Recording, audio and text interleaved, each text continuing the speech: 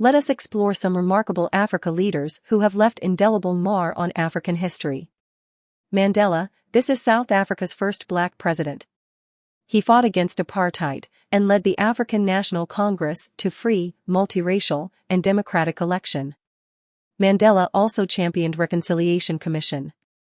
This is huge, because the people who oppressed the blacks were automatically forgiven. So, what I see in Mandela is resilience and forgiveness that truly comes to the forefront. Kwame Nkrumah. This is Ghana's first prime minister and president from 1957 to 1966.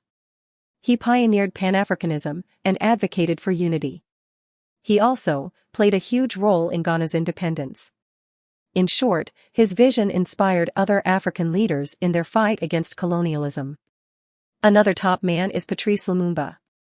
This chap was the first prime minister of the Democratic Republic of the Congo in 1960.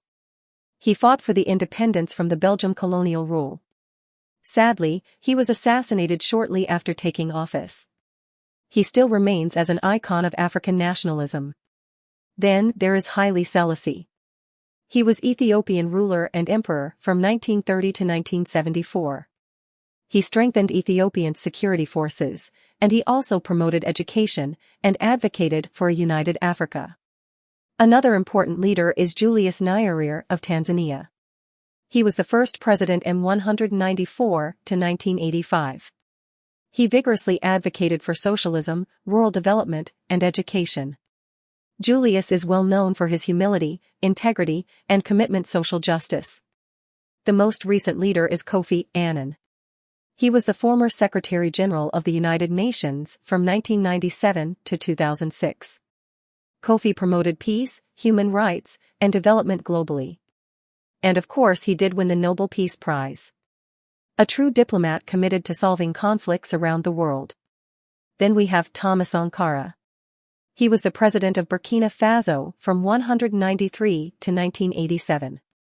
He tirelessly advocated for self-reliance, women's rights, and environmental protection. He was assassinated, but he will always be remembered as a charismatic leader who challenged neo-colonialism. Turning back to East Africa, we have Jomo Kenyatta. A lot of people will remember or would have read about Mau Mau fighters. Jomo Kenyatta was the first president of Kenya from 1964 to 1978. He led the independence, focused on nation building, and he too emphasized African unity and identity. The struggle for freedom and sovereignty. All these leaders contributed in their own unique way. They shaped Africa's history and continue to inspire generations to come. I believe the frustration we have with some of the current leaders of Africa is corruption. Let us take a listen to Professor Lumumba's take on Africa and its leaders. If you should see the convoy of an African minister, not our president, I'm not touching the presidents. The presidents are in a different world. The African minister. The African minister will never queue. Oh, he's anathemic. Oh, the African minister is a demigod. Oh, Africa. The African counselor in your rural home, when they go to churches, not even if it is not their denomination, they saunter to the front seats. And even our latter-day clergymen will invite them to share their wisdom with the people, even if we know that they are village fools.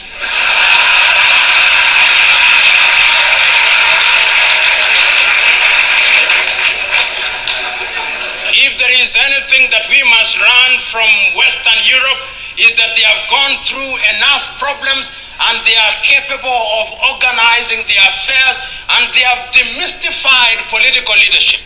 We must demystify political leadership going forward. And once we do that, and I think we can do it because I can now begin to see something happening in Africa. Young Africans are beginning to ask searching questions. Africans are beginning to recognize that corruption is a cancer in our body politic. They are beginning to recognize that those who want to buy their votes don't mean well for them. They are beginning to recognize that there is enough money to change their lives if the thieves are eliminated from the political arena. They are beginning to realize that commercialization of politics is a threat to democracy. They are beginning to rise up. And I think that those who have not smelled the coffee will be surprised. They will be surprised when the ground moves from under their feet. They'll be surprised when Africa begins to elect individuals who can demonstrate that they have ideas, because the politics of the 21st century is the politics of ideas and about competition of ideas. And therefore, when one is appointed into any public office because of the demands of the electorate, and this relationship between the African member of parliament or the African president and the electorate is a symbiotic relationship. It is symbiotic in a very perverse manner, and I suspect I'm misusing the word symbiotic, but I'll use it or misuse it nevertheless to the extent that it explains my point. What happens is that it appears that the electorate has allowed the so-called leader, because many of them are misleaders, to remain in their positions of power and to acquire as much as they can, on the understanding that periodically their loot will be shared with them. It is some kind of Robin Hoodism of a latter-day kind. And this Robin Hood kind of politics is a little bit different, at least from my understanding. Robin Hood robbed the rich in order to share with the poor. But our latter-day African Robin Hoods are in the business of robbing from the poor in order to give a pittance to the very poor.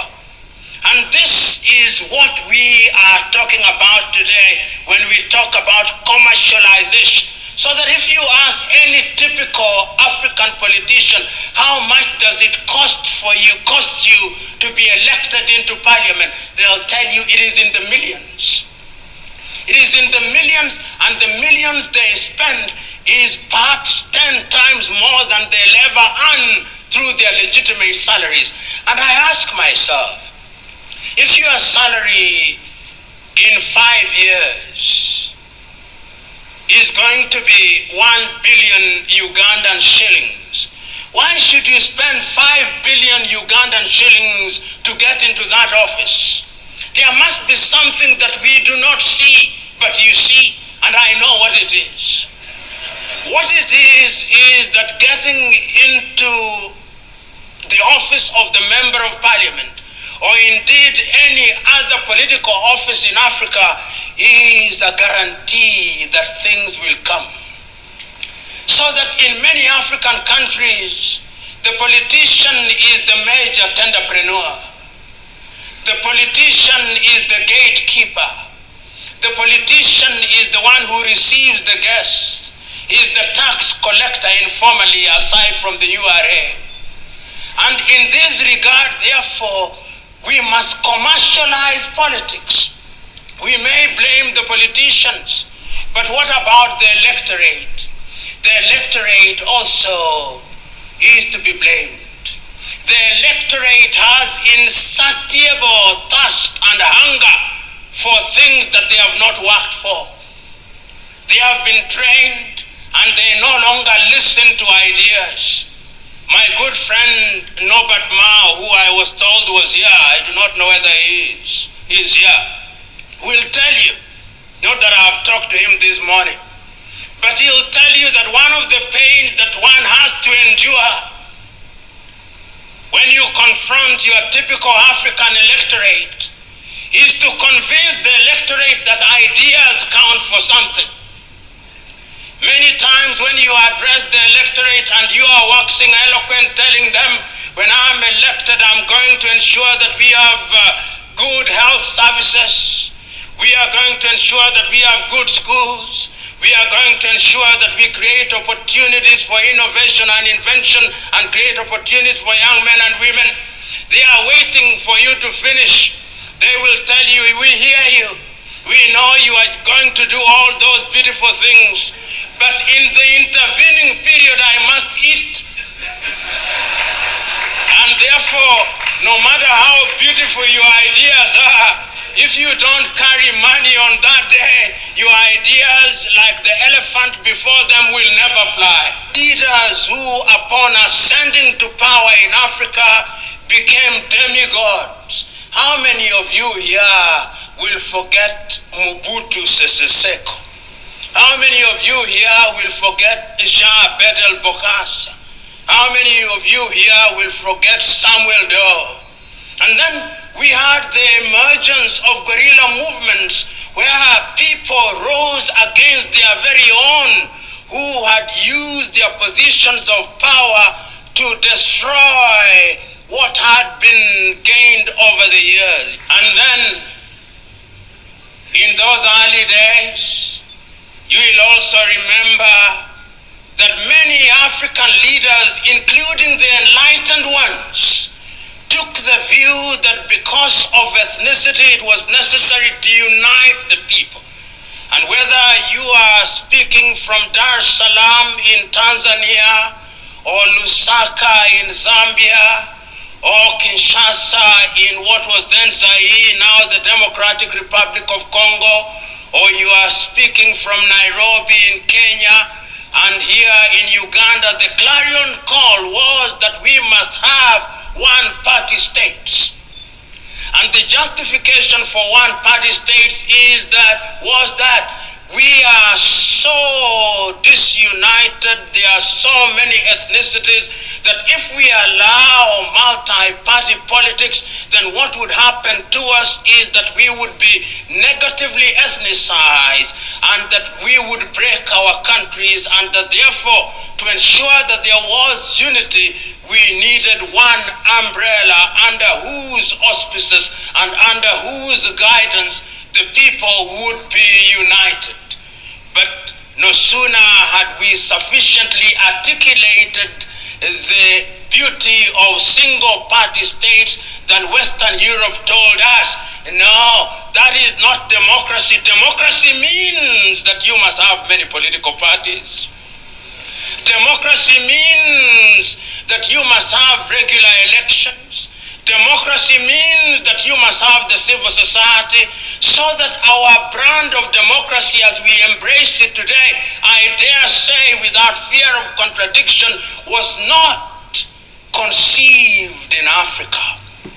It was conceived for us in Paris. It was conceived for us in Madrid. It was conceived for us in London. It was conceived for us in Washington. And we have swallowed it line, hook, and sinker. Africa does not tell our own story. Africa does not design what is in our best interest. Africa still waits to be told what is good and right. And I dare say that that is why Africa does not realize our potential. But yet it is also important to point out that the African and African countries are more resilient than the European states. You know, if you allow me latitude as a guest must be allowed, permit me to say this.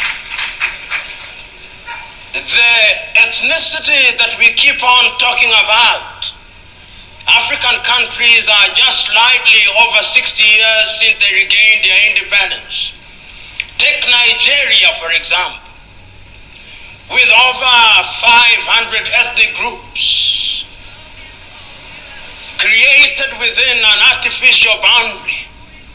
They have had their problems, they have had their hiccups, but the nation is still alive and well. The difficulties notwithstanding. Take Uganda, for example. You've had your difficulties, you've had your trials and tribulations, but the nation is still alive and well.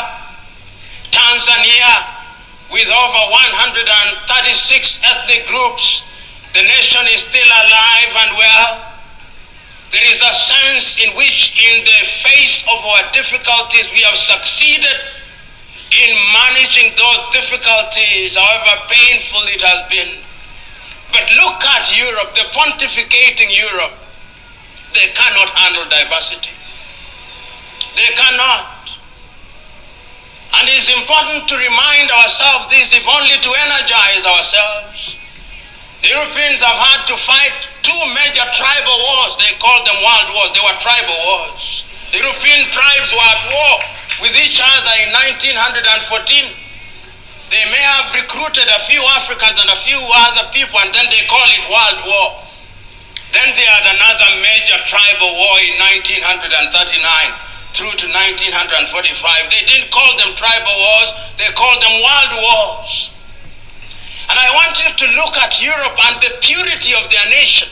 If you go to Sweden, the nation is almost 90% composed of the Swedes, with a small lapse population, and for that small population, they even have a separate parliament for them. That is how they handle it. You go to Finland, 90% of Finland are the Finns, with small Swedish population. You go to the Netherlands, the same. You go to England, or the Great Britain, whether he's great or not, I do not know, but he's the Great Britain. Even there, if you talk to the Scots, they have something to say about the English. If you talk to the Irish, they have something to say. If you talk to the Welsh, they have something to say. Go to Spain, where there are a few more tribes, they had a civil war. Go to Italy, largely the Italians. And you walk across to Eastern Europe, Yugoslavia was united as one nation under Joseph Broz Tito. Did they not produce many countries during our lifetime? The Soviet Union has given birth to many countries. They have gone into ethnic purity. Africa remains the only continent on earth that somehow, having had artificial boundaries imposed on her, saying that we will retain those boundaries and make the best of it, and one need only go to the pronouncements in 1963, the pronouncements of Kwame Nkrumah and Julius Kambarage Nyerere on the inviolability of the boundaries, repeated again in 1964 in Cairo in Egypt, that if we choose to redraw these boundaries, Africa will be perpetually at conflict, and therefore heavens have given us a lemon. Let us not ask for an orange, let us make a lemonade.